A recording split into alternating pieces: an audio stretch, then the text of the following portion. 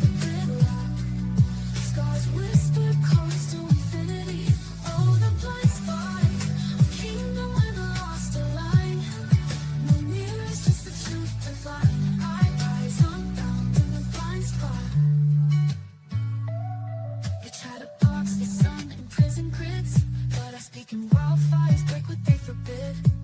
Met a soul who wore her fractures like a crown. We traded ghosts, let them tangle underground.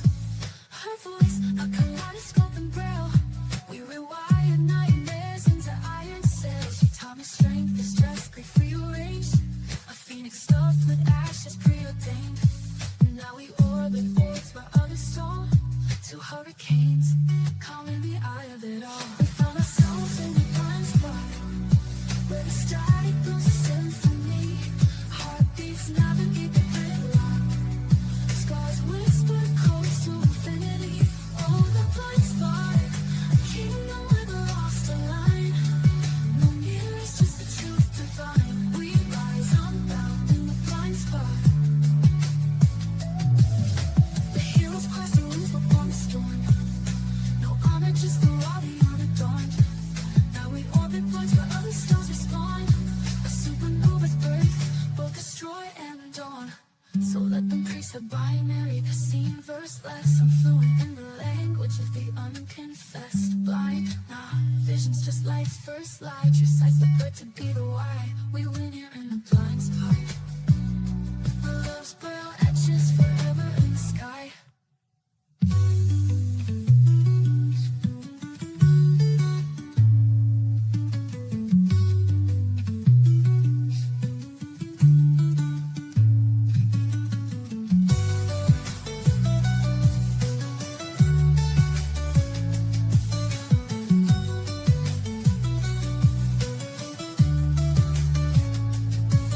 Heroes watch the sun in prison grids, but I speak in wildfires, break what they forbid.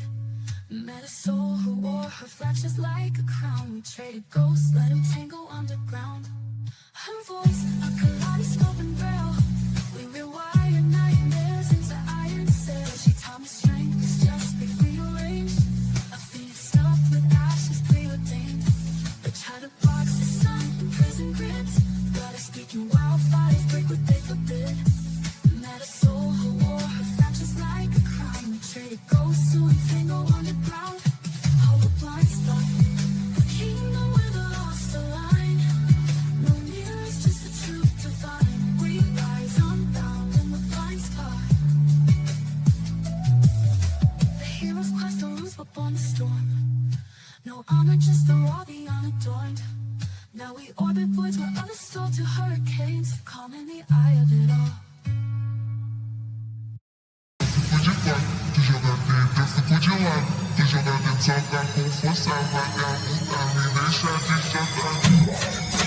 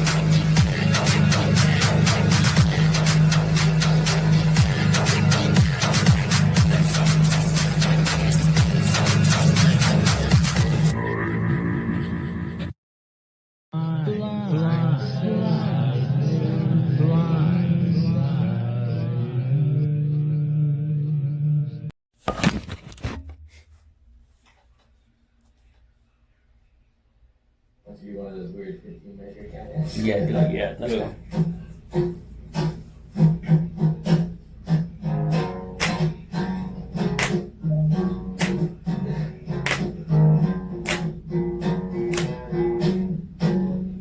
On the east side, that's where I met my Ramona. I wanna go to a party.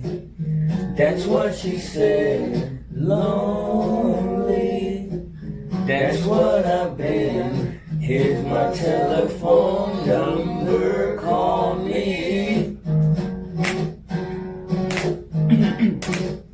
Into a party, a house party. Who let the people just rally round me in love? Send a message of love. She said, I love the way you move, I love the way you rock. Bop, bop. Ramona, please step back. Now she's my Ruka, barely waiting for my Heine. She moved from Long Beach down to LA. Now she's selling on just by the freeway. I wanna know, Ramona, am I the only one? Tell me. She said, you're not the only one, but you're the best, Blizzy. Bop, bop. And now I'm waiting for my Ruka. Really put up with my Heine. I know tonight I'll be behind her. Don't fuck around with my Heine. Yo, yo, yo, what it does, YouTubes, what it does. Salute to you guys and welcome in. It is another scatological evening with the yo boy Blizzy. And I stumbled across something that just had all of my synapses firing, and I could not pass up the opportunity to do a live stream about it. Now, y'all heard me talk about not just talk.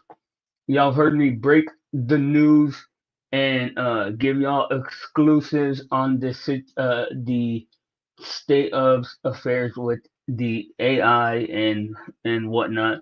I am a AI ambassador for the future, um, and all that stuff. Well, I ran across it's something like a TED Talk. It's from 1993. It's this guy named Rick Roderick, and the name of the talk is "The Self Under Siege," and it's like 7 hour long parts, and it's about philosophy. And I haven't listened to any of it. I heard one of my favorite psychiatrists slash philosophers mention it. So I was like, okay, well, let me look that up, and I can't find it. But what do you call it?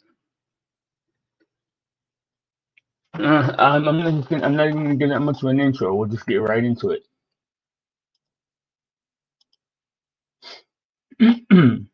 Here we go.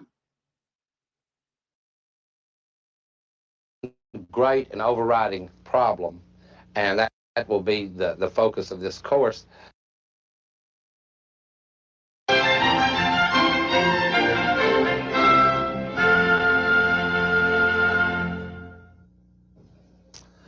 In our last lecture, we discussed Habermas, and I think that we left out at least one thing I need to begin with before I proceed with Foucault.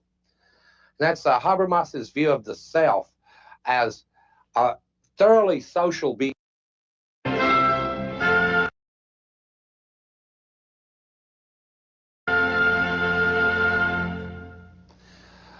The course that I'm about to present, philosophy at the end of the 20th century, the self under siege, it has been a difficult course for me to develop over the years, and it's been a difficult subject matter for me because I have been trained in the classic tradition of philosophy, studied ancient philosophy. I know many of the methods and have taken all the required logic courses and so on.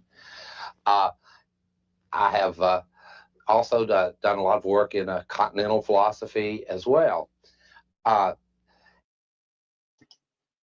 Call me stupid, and I am dumb sometimes, but like, what, when people go, and I don't see anybody here yet, but anybody that catches this on replay or whatever, if you could give me your thoughts. Why, like people who go to college for philosophy, what is the career that they're setting up to try to achieve? Being a fucking philosopher? Uh, that make that does that still is that still a job? I don't know. I honestly don't know the answer to that. It seems to me that the late 20th century presents us with one great and overriding problem, and that will be the focus of this course. And I had second thoughts about even calling it a course in philosophy because the most current philosophical attempts to understand both the self, society, our place in it, and so on, have been what I will call deflationary. I'll use for an example, I will just mention an article by the philosopher Richard Rorty called The World Well Lost. Uh, this is the upshoot, now remember, of a tradition that's at least 2,500 years old. And it's now that tradition is produced in tiny little articles, 4 or 5 page articles in journals that are read by a number of people. That's a small enough number that if they were all on a boat and it sank, they would have no readership. And it could be a small boat. It wouldn't need to be the Lusitania. It could be a raft, perhaps. But in any case, Rorty, in one of these journals, wrote an article called The World Well Lost and developed a principle that I think has become widespread toward the end of the 20th century concerning philosophy's role in informing us about ourselves or about the world. The title itself indicates it, The World Well Lost. Rorty's view is that any problem that's been around for 2,500 years and for which we still don't have a solution, the right response by the contemporary philosopher is, I don't care. And the charm of Rorty's answer is it's so American. It's deeply rooted in our culture, and it's in both the anti-intellectualism of our culture, in our fear of eggheads, and so on. And so, in that sense, uh, it has a double significance. I mean, positively, it means that the work of intellectuals has always been separated off from the work of ordinary people. In other words, you have to be freed from the constraints of manual labor. When I Okay, and just disclaimer, I don't know anything about philosophy, but I do know about common sense and stuff, and it's interesting what he's talking about because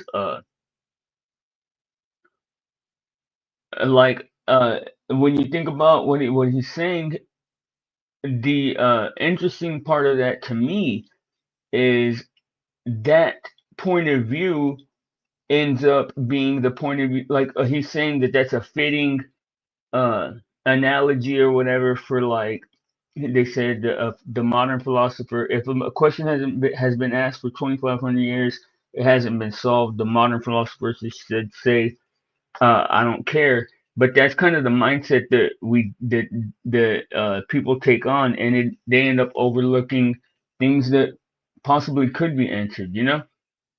I mean, shit. Uh, ChatGPT is solving a whole bunch of the world's problems as we speak. Huh? was a dishwasher, I didn't have a lot of time to do this.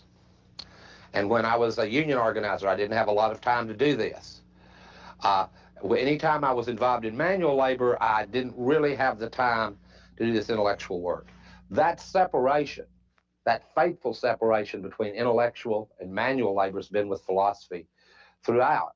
Uh, it's rather disappointing, though, to have that tradition, the great tradition of thinking in general, be reduced to a comment like, well, gee, I don't care. We haven't figured it out. Wow, I didn't think he would touch. He circled back around to the point that I just made, but that's a great point too. The physical labor and thinking has been separated, at least for my lifetime. That's what it seems like. Similarly, let me give you one more example of the profound results of recent contemporary analytic philosophy. The most widely accepted theory of truth is Tarski's theory of truth.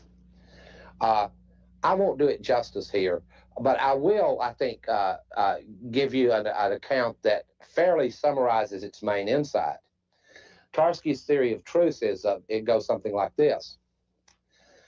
Tarski says, the sentence "snow is white," and he puts "snow and white" in quotation marks, is true if and only if snow is white.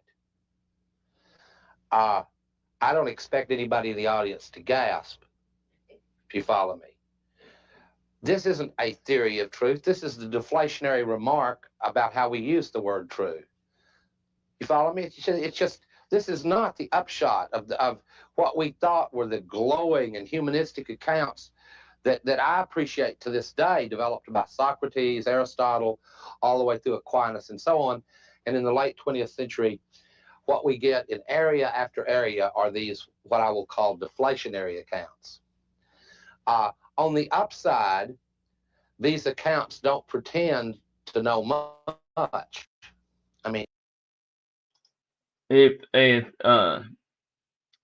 in my opinion, I think a lot of those type of accounts come from people in this like modern ironic uh point of view and shit. Like what are those guys called? Hipsters and shit like that. that's the upside for me. In other words, they're not overly grand. And I have no idea what other courses the teaching company has been offering lately except through the catalog, and I don't want to undermine any of them. But for example, the substantive attempt to defend God in an intellectual setting where philosophical argument is key has been doomed for so long that that won't be our central attention, although we may mention that as we go through today. Well, why do I start with these rather snotty remarks if they are snotty? I mean, it may turn out these deflationary things are all we do know, that snow is white if and only if it's white, and that if we can't tell whether we're free or determined after 2,000 and something years, then the best attitude to take is I don't really give a damn. I mean, if that turns out to be the right view, we'll leave ourselves with that.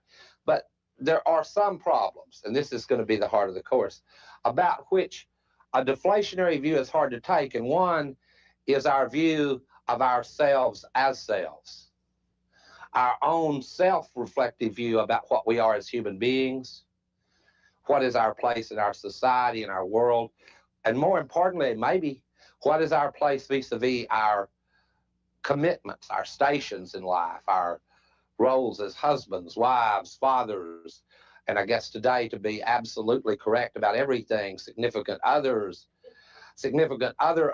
dogs and cats, whatever.